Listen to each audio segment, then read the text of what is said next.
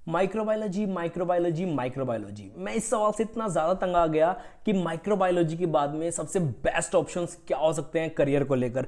तो पिछले कुछ महीनों में सबसे ज़्यादा मुझसे ये सवाल पूछा गया और लड़कियों ने सबसे ज़्यादा पूछा है। तो देखो, मैं आज के वीडियो में आपको बता रहा हूँ कि माइक्रोबायोलॉजी, चाहे आप बीएससी करो, एमएससी करो, सबसे बेस्ट ऑप्शन कौन से हो सकते हैं, क्या क्या इसमें स्कोप है, किन अपॉर्चुनिटीज में आप जा सकते हैं और उनको कैसे पूरा कर सकते हैं। तो इस वीडियो में मैं आपको 4 चीजें बताऊंगा। बट वीडियो में आगे जाने से पहले एक इंपॉर्टेंट बात ये बतानी है आपको कि इस वीडियो को स्पॉन्सर किया है अनअकैडमी ने। और जो लोग आईआईटी जैम 2022 की प्रिपरेशन कर रहे हैं उनके लिए एक बहुत इंटरेस्टिंग न्यूज़ है कि अनअकैडमी की तरफ से जैम 2022 के लिए एक फुल लेंथ मॉक टेस्ट है जिसमें आप फ्री में एनरोल कर सकते हैं। लिंक इसका डिस्क्रिप्शन में है। ये 5 दिसंबर जो कि निकल चुका है, 12 दिसंबर, 19, 26 दिसंबर को होगा। 180 मिनट का है। फिजिक्स, केमिस्ट्री, मैथमेटिक्स, बायोटेक्नोलॉजी और स्टैटिस्टिक्स में होगा। टाइम यहाँ पर दे रखा है कौन से सब्जेक्ट में किस टाइम से शुरू होगा। लिंक डिस्क्रिप्शन में है। फ्री में एनरोल कीजिए और इसमें आपको सब्सक्रिप्शन लेना है या रेफरल कोड वाले सेक्शन में कोड डालिएगा चॉक टॉक 10। साथ ही में अगर आप आईआईटी जैम का 1 साल का सब्सक्रिप्शन लेते हैं तो उसके साथ में आपको 2 महीने का एक्स्ट्रा सब्सक्रिप्शन फ्री मिलेगा। ये आप यूज़ कर सकते हैं। इसमें कोड यूज़ करना आप चॉक टॉक 10, आपको सब्सक्रिप्शन मिल जाएगा। चलिए वीडियो में आगे चलते हैं। तो इस वीडियो में आपको 4 चीज़ें बताऊंगा। टोटल 4 चीज़ों में सबसे पहला तो होगा, मैंने यहाँ पर अपने आईपैड पर लिख कर रखी है सारी की सारी चीज़ें। तो इनमें सबसे पहला है टीचिंग, यानी कि कुछ लोगों को मैडम जी या मास्टर जी बनना होता है। मतलब ये एक अच्छा प्रोफेशन है। Assistant professor, associate professor, professor, बहुत अच्छा प्रोफेशन है। अगर आप इसमें जाना चाहते हैं, इंडिया में थोड़ी कदर कम है लेकिन तब भी आप कर सकते हैं। सैलरी भी अच्छी होगी, आपकी 9 से 4 जॉब होगी, घर आ जाओगे टाइम से। और अगर आपको ये करना है तो कैसे करेंगे ये भी मैं आपको बताऊंगा। सेकंड नंबर का जो प्रोफेशन है, एक सेकंड यार, मैं अपने आईपैड में मैंने सारी चीज़ें ना मेंशन करके रखी है, मैं देख लेता हूँ।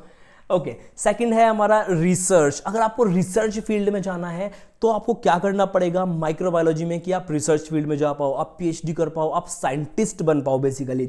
और जो थर्ड है वो है government jobs. Government jobs obviously हर लड़की का सपना होता है कि उसका हस्बैंड गवर्नमेंट जॉब करता हो, तो माइक्रोबायोलॉजी वाले ही पीछे क्यों रहेंगे।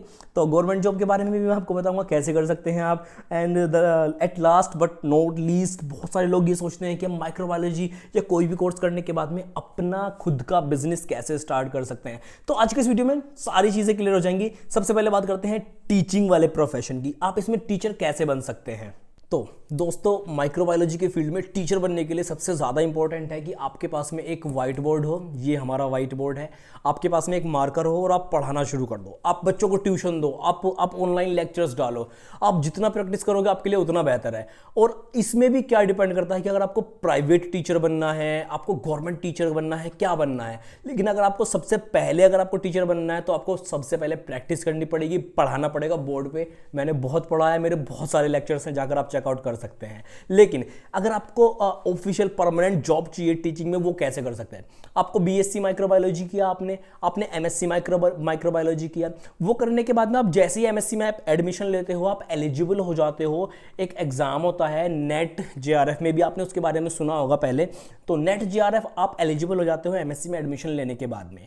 आपने अगर नेट क्वालिफाई कर लिया एमएससी में रहते ही, तो एमएससी पूरी होने के बाद में आपको असिस्टेंट प्रोफेसर की जॉब मिल सकती है। आप उसके लिए एलिजिबल हो। किसी भी कॉलेज में जहां वैकेंसीज होंगी आप जाके अप्लाई कीजिए, आपको जॉब मिल जाएगी। बहुत आसानी से मिल जाती है। नेट क्वालिफाई करने के बाद में आप एलिजिबल हो, कहीं भी आपको गवर्नमेंट जॉब मिल जाएगी असिस्टेंट प्रोफेसर की। साथ ही में अगर एक इंपॉर्टेंट बात यह भी है, जो न्यू एजुकेशन पॉलिसी आने वाली है, न्यू एजुकेशन पॉलिसी में अगर उससे पहले उसके लागू होने से पहले अगर आपने ये क्वालिफाई कर लिया नेट एमएससी में ही, तो आप टीचर बन सकते हो, असिस्टेंट प्रोफेसर बन सकते हो।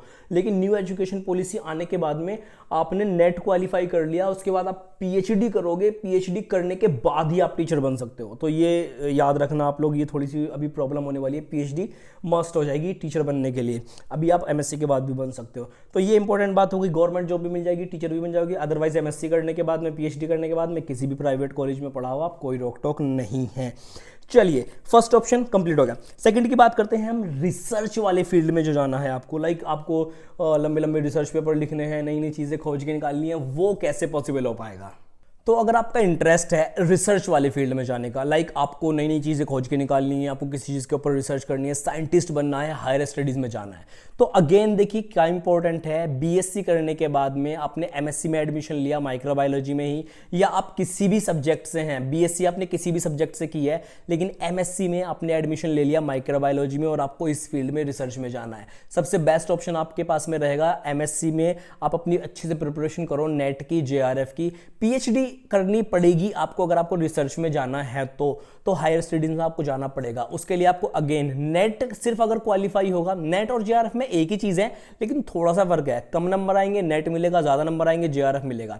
जेआरएफ है junior research fellowship, basically PhD के लिए फेलोशिप मिलती है जिसमें आपको रिसर्च करने के लिए मिलेगी, 5 साल के लिए पीएचडी करने के लिए मिलेगी और हर महीने 35 से 40 हज़ार रुपये आपको कह सकते हैं, हाँ सैलरी कहूँगा मैं उसको, सैलरी मिलेगी। आई डोंट नो, ठीक है सैलरी ठीक है, उसको स्टाइपेंड फेलोशिप कुछ भी बोलो, मेरे हिसाब से वो सैलरी है, आजकल उसको सब लोग सैलरी के हिसाब से देखते हैं। तो नेट जेआरएफ क्वालिफाई करने के बाद आपको 35 से 40 हज़ार रुपये सैलरी मिलेगी, ठीक है, तो ये एक अच्छा ऑप्शन है। उसके बाद आप पीएचडी करोगे, पीएचडी में आप रिसर्च करो दबा के, पीएचडी करने के बाद कहीं पर बहुत सारे कंपनीज में कॉन्ट्रैक्ट वगैरह निकलते हैं, गवर्नमेंट के लिए रिसर्च करो, किसी भी वैक्सीन पर रिसर्च करो, जॉब वगैरह मिल जाती है, तो साइंटिस्ट बी की, साइंटिस्ट ए की पोस्ट आपको आराम से मिल जाएगी। तो ये वाला ऑप्शन होगा कि आपको रिसर्च में कैसे जाना है, साइंटिस्ट कैसे बनना है। अब बात करते हैं सबसे उसके बाद में गवर्नमेंट जॉब। यार गवर्नमेंट जॉब मिलना इस फील्ड में बहुत ज़्यादा लोग सोचते हैं कि टफ है, हालांकि पिछले कुछ दिनों में मैं आपको बहुत फ्रैंकली बताऊं वैकेंसीज काफ़ी कम आई हैं, लेकिन वैकेंसीज आती हैं। बहुत सारी वैकेंसीज ऐसी होती है कि सभी लोग एलिजिबल होते हैं, किसी ने किसी भी फील्ड से ग्रेजुएशन किया हो भर दो। अब माइक्रोबायोलॉजी वाले भी लगे पड़े हैं, उसमें कॉमर्स वाले भी लगे पड़े हैं, ग्रेजुएशन आर्ट्स वाले भी लगे पड़े हैं, तो ऐसा भी होता है। लेकिन हमारे पक्के प्रॉपर अपने फील्ड से भी कुछ वैकेंसीज आती हैं, तो उन फील्ड्स में अगर आपको भरना है, डालना है, आपको फॉर्म वगैरह डालना है तो आप डाल सकते हैं। बाल्टी कर लेता तो आप फॉर्म वगैरह डाल सकते हैं। तो माइक्रोबायोलॉजी के लिए जो वैकेंसीज आती हैं मैं वो सब अपने इंस्टाग्राम पर अपडेट करता रहता हूँ, मुझे इंस्टाग्राम पर आप फॉलो कर लीजिए ताकि जब भी कोई वैकेंसी आए आपको पता चल जाए, स्टोरी वगैरह लगा दूंगा मैं, आपको पता चल जाएगा आपको जॉब वगैरह का। उसके बाद में नेक्स्ट ऑप्शन है जिनको करना होता है बिजनेस। तो माइक्रोबायोलॉजी करके आप अपना बिजनेस कैसे कर सकते हो, इसका बहुत सिंपल सा मैं आपको ऑप्शन बता रहा हूँ। देखो और बहुत सारे कोर्स हैं जिनमें आप अपनी फर्म बना सकते हो, कुछ कर सकते हो, बिजनेस कर सकते हो, अपना स्टार्टअप कर सकते हो, लेकिन माइक्रोबायोलॉजी के फील्ड में माइक्रोबायोलॉजी से रिलेटेड क्या बिजनेस हो सकता है। सबसे पहला आपका माइक्रो से मैं रिलेटेड बात करूँ, इसका मतलब आपको डिजीज़ वगैरह के बारे में काफ़ी कुछ पढ़ना पड़ेगा, आपको डायग्नोस्टिक्स वगैरह के बारे में काफ़ी कुछ पढ़ना पड़ेगा, आपको डीएनए वगैरह के बारे में काफ़ी कुछ पढ़ना पड़ेगा। तो आपके पास में सबसे अच्छा ऑप्शन होता है कि आप लगा लो एक माइक्रोबायोलॉजी डायग्नोस्टिक्स लैब, जो कि आजकल हाई टेक लैब्स होती हैं, बेसिकली जो मोलिकुलर डायग्नोस्टिक्स का आप लैब लगा सकते हो इसमें। तो लैब लगाने के लिए क्या रिक्वायरमेंट पड़ेगी, आपने अपना बीएससी माइक्रो किया, एमएससी माइक्रो किया और आप अपना पीएचडी करो मेडिकल माइक्रो से। आप मेडिकल माइक्रो से जैसे पीएचडी करेंगे तो आप एलिजिबल हो जाओगे अपना लैब लगाने के लिए, इसमें मोलिकुलर डायग्नोस्टिक्स में या माइक्रोबायोलॉजी डायग्नोस्टिक्स लैब जो वो लगा सकते हो। और उसमें इक्विपमेंट्स काफ़ी महंगे आते हैं, बट स्टिल आप लगा सकते हो अगर आपके पास में बजट है, अगर बिजनेस आप करोगे तो ये एक अगेन एक बहुत अच्छा ऑप्शन हो जाता है। तो ये थे 4 बेस्ट ऑप्शंस माइक्रोबायोलॉजी के फील्ड में। इसके अलावा अगर कोई चीज़ आपको पूछनी है तो कमेंट करके मुझसे ज़रूर पूछना, कोई चीज़ रह गई हो तो ज़रूर बताना, नेक्स्ट वीडियो में हम उसको ट्राई करेंगे इसमें इंक्लूड करने का, कोई और वीडियो में, कि मैं इससे रिलेटेड वीडियो बनाता रहता हूँ। मैंने भी बीएससी माइक्रो, एमएससी माइक्रो किया है, तो ये सब चीज़ों के बारे में मुझे पता था, मैंने सोचा आपसे शेयर ज़रूर करूँ। तो अगर वीडियो पसंद आया हो तो लाइक ज़रूर कर देना, चैनल को सब्सक्राइब कर लेना ऐसी इंटरेस्टिंग अपडेट्स के लिए। आज की वीडियो में इतना ही, मिलते हैं नेक्स्ट वीडियो में। Thanks for watching this video.